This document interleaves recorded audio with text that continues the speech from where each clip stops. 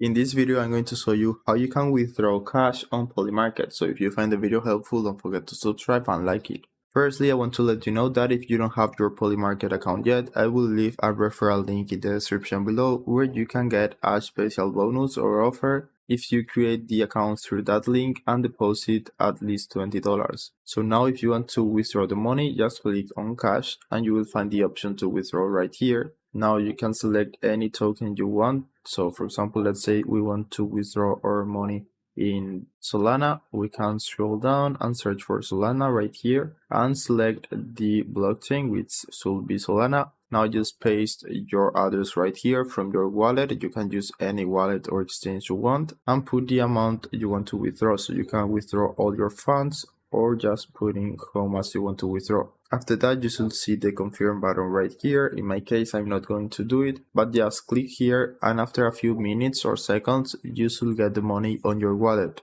So that's it. I hope it was helpful and thanks for watching.